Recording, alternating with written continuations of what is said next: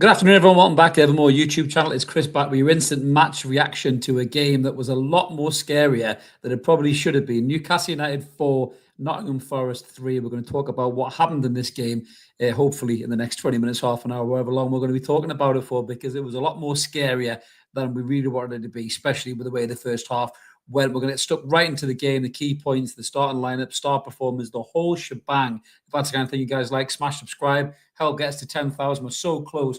I think we're within 30 to go until we hit that magic 10K mark, which would be absolutely brilliant. Mark's even updated the little subscribe button there. Well done, Mark, in the background. So, yeah, smash that button, guys. Help get us there. We've got loads of comments coming in already. We are live, as always. We'll get to your comments in a minute. There's plenty to be said about this game. But let's kick off with the starting lineup. So, there was news doing the rounds on social media prior to this about Sandro Tonali missing the game. Obviously, people were thinking, oh, is it just nonsense? Is it noise? Then the lineup came out and Sandro Tonali was on the bench, and it turned out he's been struggling with a muscle injury. So Louis Miley came into the midfield alongside Joe Willock. I think Louis Miley was probably going to start anyway, even if Sandro had been fit. But Joe Willock coming in did give a few of us a little bit of a nervous before the game, and he definitely proved a lot of us wrong, I think, especially in that first half, which we'll get into in a minute. Nick Pope was the other big change coming back in between the sticks. A lot of people weren't too keen on that. We'll get into Nick Pope's positioning and what on earth he was thinking in a minute with the first goal. But that was pretty much the strongest line that we could have for this game available. Obviously, the bench looked a bit stronger with Barnes and Wilson on the bench. Obviously, Longstaff's down there as well. He's way down the pecking order now. When you see what Louis Miley did today, you can understand why. Obviously, for Forest, Elliot Anderson was there in the midfield, leading the charge, as well as former Newcastle United striker Chris Wood. So the game started, the atmosphere was lively. Everyone was up for it. Huge game. This is certainly in the implications of the Champions League. The first 50 minutes, I just felt Newcastle didn't really turn up for the game. And then Murphy makes an absolute shocker of an error on 6-minute mark where he gets the ball. A couple of the passes looked a bit shady for Murphy. He just didn't look quite at it. His touch was poor. A couple of poor first touches. Even Louis Miley had a couple of poor first touches in the first kind of 5 minutes of the game. But then Murphy, for some weird reason, decides to take the ball from the throw-in, turn inside, rather than passing the way he's facing, just tries to try and hook it back the opposite way, not knowing who's on his shoulder, completely blind. And then Callum Hudson-Odoi nicks the ball. He runs through. Murphy can't get anywhere near him. Burns squares up to him. And Nick Pope, for some strange reason, is at the total opposite end of the goal, almost like he'd seen like a family member in the crowd, and he was just kind of waving at them and not even realizing that the game was going on and we were under attack. And Callum Hudson-Odoi tucks it away with a plum in the bottom corner. But massive questions got to be asked about Nick Pope's position in there. I mean, I saw a brilliant post on X from Adam Cleary, True Faith and 442, said he looked like a soccer aid goalkeeper. That's how bad his position was, and it really, really was shit. And that's something that Nick Pope is going to have to own, I think, in regards to that one. But we look rattled, we look shaken, But when the first goal went in for them, Newcastle kind of woke up a little bit, started to play, started to get a bit more into the game. I thought Lewis Hall was absolutely brilliant all game, but he started to do the overlaps on the left-hand side, him and Gordon linking up really, really well. Louis Miley started coming to the game a little bit more comfortable on the ball, nice touches, passes around people, and it just felt like Newcastle were growing in confidence into the game, getting more into their box. Forest weren't even in our box. They had been in our box the entire game. And then we get the chance with the equaliser. It's the 23rd minute in the game. So corner comes in, it's kind of cleared out. We keep it alive, comes out, I think it's Lewis Hall, takes a shot, it kind of deflects, comes to Louis Miley, who gets his feet right absolutely brilliantly. Again, this is an 18-year-old kid. He's playing like a fucking 27-year-old seasoned veteran internationally. A lovely little bit of quick feet, and he drills it hard and low, concise, right into the bottom corner, buzzing for the kid. The whole stadium went mad. All of his teammates went mad. The smile on Louis Miley's face, which did come off quite quickly because of VAR, and I hate VAR for that reason as well. But it was a clinical strike. It was almost Steven Gerrard-esque, back when Gerrard broke into the Liverpool team, just head down, over the ball, clear, concise strikes, a brilliant finish by Louis Miley. And after that point as well, I thought Louis Miley grew in confidence. He wanted the ball more. He was showing more. Anderson wasn't getting as close to him as he used to get, and we really grew into the game. And Forest were rattled by that goal. They started to get a bit wobbly. Lewis Hall on the left-hand side was totally taken over, taking control. Joe Willock was excellent, great running, in the first half as well. The kind of Joe Willock that we're used to seeing, the Joe Willock that we need, especially when Joe Linton's out injured. He was stretching teams, he was dropping shoulders, he was doing people, going round them, keeping the ball at his feet. Brilliant play by Joe Willock in the first half. Then we get the next chance again. It's Jacob Murphy in the end. It's great work by Lewis Hall. It's about 2 minutes after Louis Miley's clinical strike. We burst on them with pace. I think Forrester up at our end, and we get it back. We burst on them with pace. Lewis Hall, absolutely fantastic. He's through. He kind of goes to cross it. It flicks off a defender. And then Jacob Murphy kind of thighs it into the back of the net for 2-1 and made up for his howler before. Jacob Murphy didn't have a great game, but at least he made up for it with his running, and he never gave up there. So we go 2-1 in front. And then the handball against Nottingham Forest. For me, it's 100% a handball. It's such a weird movement by the Forest player. I think it was Anya. He jumps up and he kind of puts an arm out like that, and he hits it. And I looked at it straight away and I said, that's a penalty. It's a hands down a penalty. VARs always takes fucking ages. You could watch the whole season of The Sopranos. The amount of times it takes them a look at a fucking decision and make a decision. It was such a blatant penalty. It was obvious, but the referee took ages to make a decision. He then makes the decision. Alexander Isak steps up with the weirdest penalty I've ever seen in my life. It was like a chip with power, and Sells gets his hand to it. He just kind of flicks it into the back and it falls over like one of the fucking burglars from Home Alone, looking really pissed off that it went in the back of the net. And that's us 3-1 in front again. Then we break again. Lovely bit of play. It's Willock again. Willock and Isak, that lovely link-up play. Isak kind of goes dink. It takes a deflection. Back of the net. Alexander Isak's 19th Premier League goal. And that's him got 50 Premier League goals quicker than some of these names are crazy, by the way. 50 Premier League goals quicker than Thierry Henry, than Cristiano Ronaldo, than Luis Suarez, than Wayne Rooney, than Michael Owen. That's how quick Alexander Isak has got to 50 Premier League goals. Wow. Imagine he hadn't got the injuries that he's had so far at the club. He's absolutely fucking brilliant. But Newcastle are cruising here. 4-1, we go in at half-time. And you think, this is it. This is in the bag. No worries. Come out, maybe get a fifth or a sixth. Bring off the class lads and bring on the other lads and keep them fresh for Wednesday. But I don't know what on earth happened in the halftime team talk or halftime dressing room. I don't know what Eddie Howe put in the drinks. I think we had George in the comments there before saying, I think they put Tamazapan, George said, in the halftime oranges. It must have been that, George, because they came out in the second half and they were so lackadaisical. There's crap on the ball. They were slow. There was no intensity there. There was no pressure. Alexander Isak didn't even get a ball in their half. Didn't touch a ball in their half till probably past the hour mark or the 70th minute mark. I was screaming, freshen it up, Eddie, freshen it up. Didn't freshen it up for ages. Typical Eddie, waiting for Eddie o'clock. And Forest has come back into the game. They get the second goal through, is it Milenkovic? I think it is. Gets the second goal. And they've got chances. Alanga fluffs one just under the bar, which he probably should bury. And you think, what the fuck you doing, Newcastle? We'll make a couple of changes. Tonali comes on, Harvey Barnes comes on, Wilson comes on right at the end. Forest then squeak a third goal in as well, which you think, what on earth is going on here? Absolutely crazy, man. We're right against it to the wire at the end. We managed to win the game 4-3, but some big problems there. An excellent first half, kind of 10, 15, 20-minute spell where the quality of the good players on the park showed, but the second half, dreadful in-game management. And we're lucky to actually get out of this, in my opinion, with a win, because Forest could easily have come back into this. There's some of your comments up there, guys. Chip is saying utter shocking game management. I can't disagree with that, Chip. Is Ian saying Nick Pope seriously needs to fuck off? He can't kick a ball out of possession for the first goal. Shite. We've got Stephen saying he makes no apologies for saying this. Eddie Howe's in-game management is shocking. 4-1 up at half-time and hanging on with minutes to go. As Dan Burn, Christ alive, suicide play. Pleased with the win, but for fuck's sake. Yeah, Burn was poor in the second half, so poor.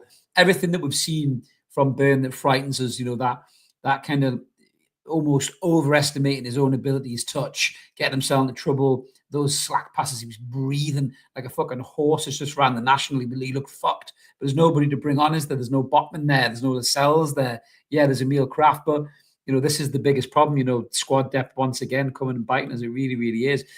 Bryce saying on Eddie, that shambles at the end. 3 points, though. So much shite in that team. Cher needs dropped and Burn had a stinker as well. I didn't think Cher was great either at all. He wasn't as bad as he's been, but he wasn't great either today. But again, there's nobody to come on. There's no squad depth, and there's the problem.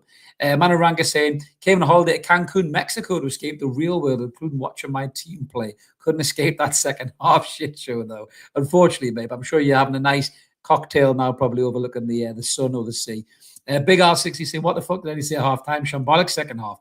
Looking to come away with a win. Absolutely. Can't play like that on Wednesday, lads, against Liverpool. We'll get absolutely tanked. There is no doubt about that. Gary Clementon saying, Burn and Fabian, oh my God, the second half was as bad as last week, and how Pope started was ridiculous. He was shite. I mean, Dubravka can feel a little bit hard done by, I think, getting dropped. I always thought he was going to bring Pope in anyway. I said that in the preview, and some people had a go at me in the preview, but I thought he would bring Pope back in because Pope is the number one, and it's never a better time bringing number one than when you get tanked 4-0, to be fair. Awaken is saying, heart in the mouths. Absolutely, mate. We've got a super chat from Insanity. Thank you very much for that, bud. Good win, but what the fuck was the second half performance? Shocking. It really was scary. Agent Tech Stream says it was players switching off. Very hard to disagree with that. Vincent, right on cue. Hall is a machine. Lewis Hall, absolutely fucking sensational. Mark has actually got a poll up in the chat. Or he's trying to put a poll up in the chat for man of the match. So let us know who your man of the matches were. Don't let me sway you by any stretch of imagination. But 90 minutes of play from Lewis Hall, 4 clearances, 1 block shot, 1 interception, 6 tackles, 89% passing accuracy, 3 key passes, 3 of his 8 crosses on target. He won 9 of his 12 ground duels and 1 of his 3 aerial duels. Absolutely fucking brilliant, I thought Lewis Hall was today. He was equally as bad probably last week when he was getting rinsed for pace, but he was excellent today. Yeah, Mark says currently 68% for Hall on man of the match in the polls. It doesn't surprise me. You know, just notable shout-outs as well. Again, I thought Louis Miley, absolutely brilliant. I think that first goal really got us back into the game. Belief come back into the squad. And he takes it so well. He really does. I'm looking at this lad at 18 years old. You know, he clattered Chris Wood and put him in his arse at one point. And Chris Wood even looked surprised because he would have remembered Louis as a skinny little kid when he was at Newcastle. And he thought, what the fuck's happened here? You know, kids put on about, you know, whatever, 6 pound of muscle or something. But he doesn't look like he's 18. He looks like he's a veteran player. His touch, his movement, his ability. The only thing he lacks is pace. But he can make up for that with his intelligence. And the finish was excellent. I really do think, you know, if this kid trains on the way we all hope he can do, he's a 10 to 15 goal midfielder. I really do believe that. The way he strikes a ball, we saw him against Bromley. We saw that today as well against 2 very different oppositions. He just hits a ball so cleanly and so crisply that, you know, we don't have that in midfield. Not many of our midfielders do that. Bruno doesn't get enough goals. Tonali's capable of it, but he's playing in the 6. You know, Joe Linton blows hot and cold. Harvey Barnes has got a great striker, but he's a winger. Nobody really from midfield strikes a ball probably as clean as that. And, you know, I think Louis Miley can really offer something going forward in this team. Excellent performance from Louis Miley today. Nick saying, so glad we've seen that out. Second half was a hard watch. Perfect example of a game of 2 halves. 100%, Nick. We were very, very shady, I felt, in that second half. Pedro says another 10 minutes and we'd have lost that. I totally agree with that, Pedro. I thought, yeah, bad game management by the lads. CJ Jones saying Yates has got to be the biggest shithouse in the Premier League. He really is, isn't he? I'd love to kick him. Marco says Wilson was diabolical. Do you know what? Some of the movement by Wilson towards the end, when he's not squaring it to Tonali, you know, and then I think it was Barnes on the other side. You fucking look up, Callum, for Christ's sake. You know, I don't know if he was too busy thinking about the Mobo Awards he went to the other day, but fucking dreadful. Chippers isn't happy with Bruno. Where the fuck was Bruno again? Fucking shambles, went missing when we needed him. I'll tell you what, Chippers, I thought Bruno was really poor today. You know, we often get stick for not digging Bruno out, but I thought he was really, really poor. I think Louis Miley and Willock in the first half were massively outperforming them in all parts of his game. Sandro come on and did what Sandro does. But yeah, I thought Bruno was poor. I'd have hooked Bruno for Sandro personally and left Willock, or maybe Willock was tiring a little bit, possibly might have been the reason. Kiwi Toon saying the triangle of the keeper and the 2 centre-backs is poor. Father Time and all that, 100%. And big shout out to Chippers as well, who's been a member for 4 months. Missed that the first time, Chippers. Thank you very much for your support, boy lad. Liam saying we nearly bottled a 4-1 lead and people want me to be buzzing. I don't want you to be buzzing, mate. You be whatever you want to be, mate. You're okay doing that in our chat. If you're not happy, you're not happy. If you're happy, you're happy.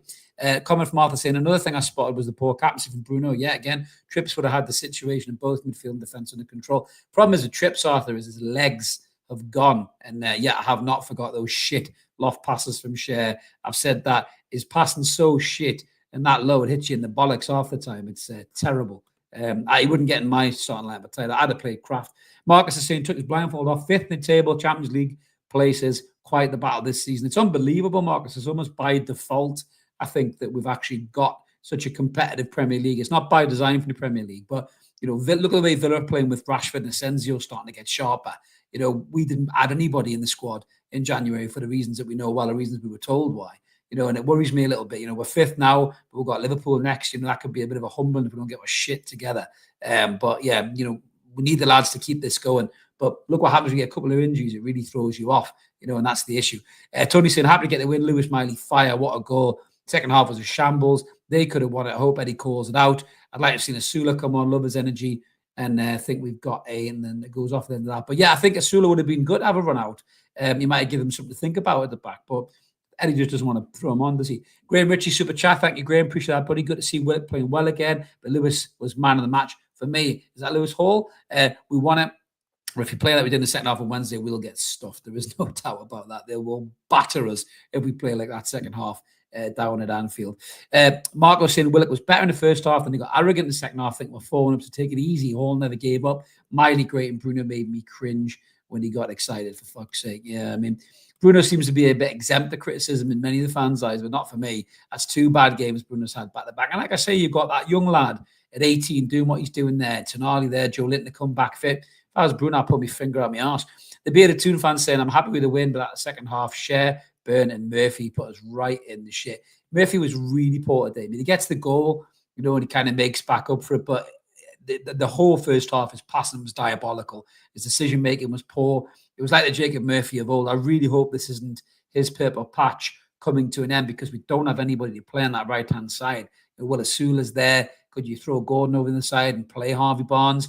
That hasn't really worked before. But yeah, I was very, very disappointed with Murphy Day. Marcus and Chris, I've noticed when the crowd goes to sleep, the team goes to sleep. It's interesting that, because it did get really flat, didn't it? And even the camera panned onto a fan yawning. God bless him. I don't think he meant to yawn at that particular time. It just the camera managed to catch him yawning up there. But yeah, it wasn't particularly great. God bless him. So Liam was also saying, I've seen fans blame Pope for the goals. Thoughts? First one, absolutely the first one. I think he should be further over. Maybe got a chance to save that. The other ones, yeah, I mean, is he a little bit slow to react? Maybe. You could always blame the goalkeeper for goals, I think, is something, isn't it? But yeah, I mean, I have to go back and look at them again, I think, mate. Just jumped on straight on. I'll have a look again. Maybe in the aftermath, I'll have a think about that. Coin Frey says, Wilson is seriously dad's army now. Yeah, I mean, he wouldn't get a new contract from me either, Coin. Digital painting with Mark. Our 2 centre-backs are done, 100%, Mark. We should have got rid of them or got a contingency plan for them, and we didn't do it. We've got Tuffy for man of the match. As Chris, I went with Miley over Hall because it's his first game in a while. We needed to adjust to the league's pace again. Yeah, I mean, I thought Louis Miley was excellent. He got 7.5 on SofaScore as well. Just, again, his pass accuracy is just absolutely class. Tony saying 61 likes over 300 watching, lads. Yes, come on, guys, smash that button. We'd love it. Ty is saying, there's no Monday night shows anymore. Funny you say that, Ty. We are actually back with the live show tomorrow night at 9:30. What's going on with you? We're going to put a link into members. Members can click on the link, come on, have a chat with us about all things Newcastle United and other stuff as well. If you want to, just don't make it weird, which I'm sure you won't do, but we'll try our best not to make it weird. But yeah, we're going to be on live tomorrow, guys, at 9:30. So make sure you tune in for that. But it's members only. If you're a member or you're not a member, click that button and you can get on the link as well and have a chat with me and Mark about all things Newcastle United. George is saying, oh, I've already seen that one. Yeah, that's up again there. So Stu Mag saying, love Bruno, but he was poor. The refs don't give fouls anymore. Sussed out. I don't understand what is going on with Bruno and these fucking dives that he does all the time. It drives me mad. It really, really does. I mean, Bruni saying sell Bruno in the summer. It was funny. I was chatting to a few people about Newcastle the other day, and I said that for me, Bruno's the one you can sell. One of the big players. You could sell Bruno and it not hurt the team as much as it would do selling a Gordon or selling an Isak or selling the Botman. Christ, dare I even contemplate that, but if you can't get fit, fucking hell, you might have to. But you look how good Louis Miley looks when he comes into this team. If Willock can get back to a game like we saw in the first half, I don't know what's happened with Sean. Sean can be a good squad player still, but I just think he's completely gone off the ball. I actually worry a little bit about Sean mentally because I know he struggled a bit in the past. He just doesn't look like he's a happy lad at the minute. So I hope Sean can get somewhere, mentally where he's happy and physically can get back into a game. But in terms of ability, Louis Miley is light years ahead of him right now. And that's why I think, that Bruno could easily be sold up in the summer. And then, Miley could step in, maybe take that place. TechStream says Miley has to play Wednesday. I don't disagree, Agent Tech. I really don't. I think he's big enough for the game. I think he's talented enough for the game. I think he's got the right mentality for the game. And for me, Arthur's saying there, is Miley now Eddie ready? I would say he is Eddie ready. He's got to be Eddie ready. He's put in a great performance against third in the league there. Scored the big goal to get us back into the game. Got on the ball, great passing ratio, got stuck into tackles as well. Started to tire a little bit towards the end of the game, but it's natural because he hasn't started a lot of Premier League games. But the more games he starts, I just think the more Premier League match fit he'll get, sharper he'll get, and he'll look better for it. I've said this before. I think he's better on the ball than Joe Linton is. Off the ball, Joe Linton's an absolute beast, monster, machine. But if Murphy's tailing off a little bit in form, you could easily stick Joe Linton on one of the wide positions, maybe flick Gordon over to the right, or maybe even try Joe Linton on the right and play Miley in midfield with Bruno and Tonali. There's options there, and I think the way Miley's performed in that game there, everyone was going, it was only Bromley last time when he played in the Cup, but he was excellent against Birmingham as well. It was a real nasty game. He was excellent in that game. He's been excellent today as well. So he's played 3 very different games and played very, very well. So for me, I think the lad is more than ready to start at Anfield. Brian saying, need Botman back ASAP. Brian, that is an unbelievable statement, mate. You're 100% right. Botman elevates that whole back four, in instantly when he plays. He's so better than anything else we have there. But I'm worried, and again, a shout out to Saya, True Faith, who said this, that is he becoming our deadly king? And that worries me because, he comes in, plays him in game, and he disappears for weeks on end. I know they're just trying to protect him. Maybe it's Bunce at work trying to protect, the kind of strain put on Botman's body. But we've got this brilliant Rolls Royce that's parked in the garage all the time, and we can't drive him. That's a worry for me, and we need to do something else if we can't get Botman in this team. Yet George Rowe on the summer refresh, 100%, mate. I could not disagree with that, mate. It's definitely needed to be done, especially at centre half. We've got Michael McDougall saying we totally lost control of the second half. You either shore it up or you change formation. How did neither? I don't disagree with that. I think that's Howe's biggest problem. We've always said that in terms of his in-game management, his ability to make changes. He seems to have this Eddie o'clock, which the guys at Two Reviews say all the time, and it gets to Eddie o'clock and then he makes his changes. But changes needed to be made, I reckon, about 10, 15 minutes before he made them. We were drifted out of the game. We were getting stale. We were getting stagnant. We were making stupid mistakes. And I really think he could have made those changes, those positive changes, way before he did. And it could have just maybe got us back into the game, getting more control in the game. But we've won it, so he's got away with one there, really. So, we won't dwell on it too much. Mark's in over 200 votes in the Man of the Match poll, and Lewis Hall is the clear winner, 73%. Lewis Hall was sensational. He really, really was. And if he's not in that first Tuchel England squad, I'll be shocked. I think he's the best English left-back in the league by a country mile, and he's only getting better and better. Defensively, he was excellent today, and offensively as well. Ran all day. I actually thought he was going to shoot on Murphy's chance and put it in the back of the net, and he deserved the goal. He really, really was. Liam saying it would be quicker to fly to New Zealand than the officials checking the penalty for VAR. I think you're probably right, mate. Absolutely. Got another comment there from Jason Reacher. Which goalkeeper do you think our defence has most confidence in, Chris? That's an interesting question. Oh, God, that is his question. Blackademos. No, I'm only joking. Oh, God.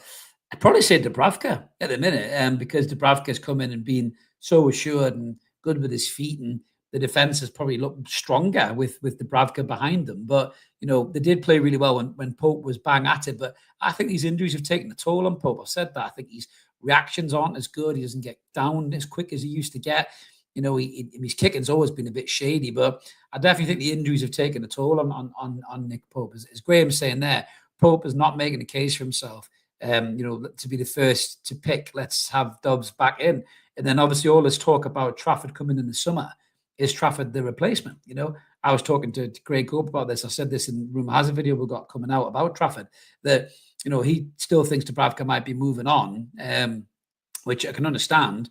We've asked him to stay to keep that cohesion in the squad and not go in the Carabao Cup final in the same situation where when Karius was there. But Nick Pope just doesn't look at it for me. He really, really doesn't. I know he's just coming back, from a long time out, but yeah, it's not great, to be honest with you. P. James is saying sell Barnes, couple of worldies, but otherwise offered fuck all. since we signed him. Still a weird sign to me, PJ. It really is. And I can see the logic behind it, mate. I really, really could.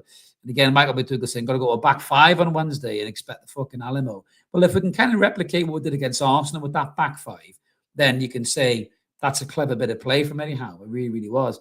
Cushy saying there, great win, but he's worried for Wednesday. Absolutely, I can understand that. Why? Those aren't pillows. We won, but fuck me, the second half was embarrassing. You can forget Champions League or winning the cup. What the hell did Howe say at half-time?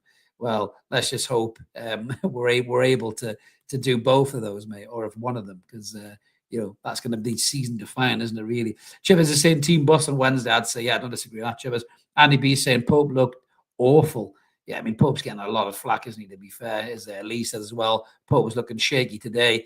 I don't know what it is. Is it the injuries? I've got no idea. But it's just he's not looking the same Nick Pope as he did prior. As he's aged a bit as well since we signed him. Maybe that's catching up in a bit. I don't know, but he does look slower. The reactions don't look as strong.